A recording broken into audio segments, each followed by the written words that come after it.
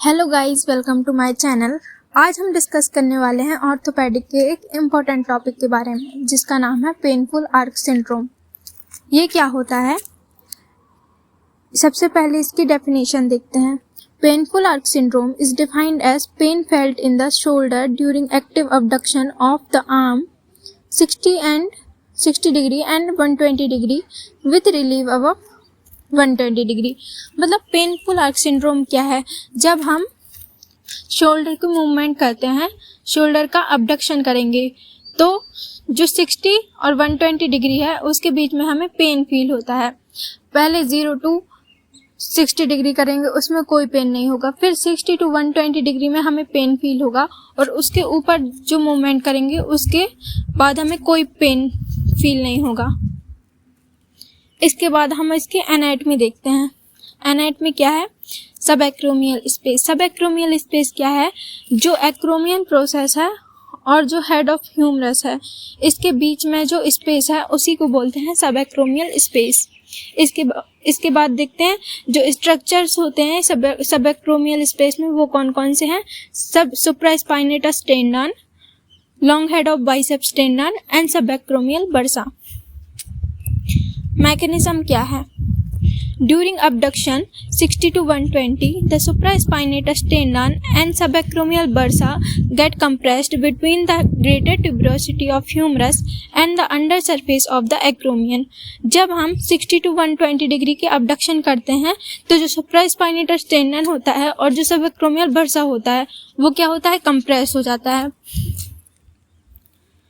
इसके बाद क्या होता है कि हमें पेन फील होता है। जैसे क्या है, मान लो कि एक टनल है ना, टनल के बीच में क्या है, ये एक तो टेंडन है सुप्रास्पाइनेटस टेंडन और एक सबएक्रोमियल बर्सा है। अब जो सुप्रास्पाइन, अगर जो टनल छोटी हो जाएगी, मतलब पतली हो जाएगी, अगर सबएक्रोमियल स्पेस कम गई तो क्या होगा? जो सुप्रास्पाइनेटस टेंडन होगा और सबएक्रोमियल बर्सा होगा, वो उसके बीच में फंसने लगेंगे, तो इससे क्या होगा? हमें पेन फील होगा। इसी में क्या होता है, अगर हम 60 to 120 डिग्री के अबडक्शन करते हैं तो हमको पेन फील होता है।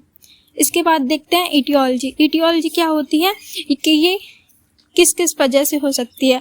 सबसे पहला सब एक्रोमियल इम्पिंजमेंट की वजह से हो सकती है, रोटेटर कफ टेंडिनाइटिस की वजह से, अगर जैसे मेनली अगर सुप्रास्पाइनेटस टेंडन में इन्फ्लेमेशन है तो हो सकती है। उसके बाद सब एक्रोमियल बर्साइटिस, अगर बर्सा की इन्फ्लेमेशन है सब एक्रोमियल बर्सा की, फिर भी ये हो सकती है। एक्रोमियल इस पर अगर एक्स्ट्रा बोन ग्रोथ हो जाती है, फिर भी ये पेनफुल आर्क सिंड्रोम हो सकता है, मतलब हमें पेन फील होगी। फिर calcific tendinitis and degenerative changes of rotator cuff की वजह से ये हो सकता है।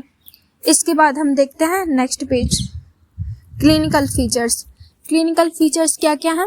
मेनली तो वही है कि 60 to 120 डिग्री में के अबडक्शन में हमको पेन फील होता है।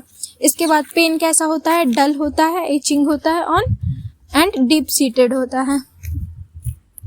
फिर क्या होता है? जब रेस्ट पे होते हैं, कोई मूवमेंट नहीं करते, तो हमको कोई पेन नहीं होती। इसके बाद पेन में डिस्टर्ब ओवरहेड एक्टिविटीज। अब जो ओवरहेड एक्टिविटीज होती हैं, जैसे हेयर कॉम्ब करना और taking object from the self, इसमें हमें क्या हो सकता है? पेन हो सकता है। और जो नाइट पेन होता है वो यूजुअली एब्सेंट होता है। और no significant weakness in early cases, कोई वीकनेस नहीं होती। इसके बाद हम देखते हैं एग्जामिनेशन। एग्जामिनेशन में क्या क्या करते हैं? सबसे पहला इंस्पेक्शन। इंस्पेक्शन में मोस्ट कॉमनली ये नॉर्मल होती है और वास्टिंग भी एब्सेंट होती है। इसके बाद पैल्पेशन, पैल्पेट करके देखेंगे सब एक्रोमियल स्पेस पे टेंडरनेस फील होगी सब एक्रोमियल स्पेस पे एंड ग्रेटर ट्यूबरोसिटी पे। उसके बाद मूवमेंट्स, जो एक्टिव अबडक्शन है 60 to 120 डिग्री पे पेन फील होगी, और जो पैसिव अबडक्शन है फुल होगा और पेनलेस होगा। इसके बाद स्पेशल टेस्ट कौन कौन से करते हैं? 2 स्पेशल टेस्ट करते हैं इसमें। एक तो नियर इम्पिंजमेंट टेस्ट करेंगे, एक हॉकिंस कैनाडी टेस्ट करेंगे। अब जो नियर्स इम्पिंजमेंट टेस्ट होता है वो क्या होता है? इसमें पेशेंट सुपाइन लाइन में लेटता है और फिर जो थेरेपिस्ट होता है वो पहले तो 90 डिग्री अबडक्शन कराता है शोल्डर का, फिर उसके बाद क्या करता है, ये होता है हॉकिंस कैनेडी टेस्ट में। इसमें क्या करता है थेरेपिस्ट, जो शोल्डर है उसको 90 डिग्री अबडक्ट करता है, फिर क्या करता है इसके बाद इंटरनली रोटेट करता है, इसको फोर्स्ड इंटरनली रोटेट करता है। अगर पेन फील होता है तो ये पॉजिटिव होगा। और इसके बाद क्या है, Neer's impingement test. Neer impingement test में क्या होगा, नियर्स इम्पिंजमेंट टेस्ट में थेरेपिस्ट क्या करता है, हैंड की पैसिव मूव फॉरवर्ड फ्लेक्शन कराता है विथ स्कैपुला स्टेबलाइज रहेगा और हैंड की फॉरवर्ड फ्लेक्शन कराएगा। अगर पेन फील होता है तो ये टेस्ट पॉजिटिव होगा। इसके बाद हम देखते हैं डिफरेंशियल डायग्नोसिस क्या क्या है। सबसे पहला है रोटेटर कफ टियर।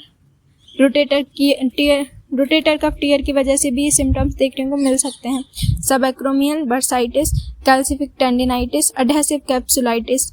इसके बाद है cervical radiculopathy, glenohumeral osteoarthritis and bicipital tendinitis. इसके बाद देखते हैं हम इमेजिंग क्या क्या करा सकते हैं। फर्स्ट है एक्सरे ऑफ शोल्डर किस व्यू में कराते हैं, anterior, posterior, lateral and outlet view में।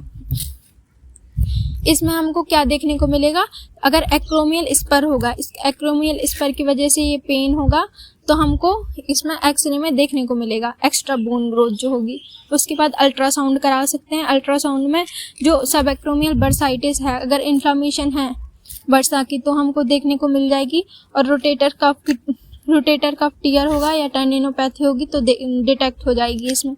इसके बाद है एमआरआई क्यों कराते हैं, रोटेटर कफ टेंडिनोपैथी या टियर में सब एक्रोमियल बर्साइटिस देखने को मिलेगा और एक्रोमियल मॉर्फोलॉजी के लिए एमआरआई कराते हैं। इसके बाद मैनेजमेंट में सबसे पहला क्या है, कंजर्वेटिव मैनेजमेंट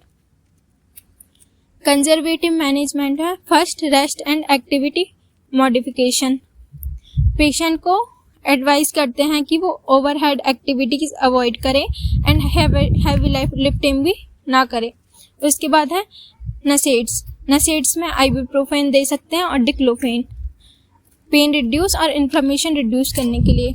इसके बाद फिजियोथेरेपी में पोस्टीरियर कैप्सूल है उसकी स्ट्रेचिंग करा सकते हैं, रोटेटर कफ की स्ट्रेंथनिंग करा सकते हैं और स्कैपुला की रिट्रैक्शन करा सकते हैं एंड पोस्चरल करेक्शन एडवाइस दे सकते हैं उसको। उसके बाद सबएक्रोमियल इंजेक्शन दे सकते हैं, जो कॉर्टिकोस्टेरॉइड एंड लोकल एनेस्थेटिक्स हैं वो दे सकते हैं सबएक्रोमियल बर्सा में। एंड इसके बाद है आइस एप्लीकेशन आफ्टर एक्टिविटी और एक्सरसाइज और एक्टिविटी के बाद आइस थेरेपी दे सकते हैं।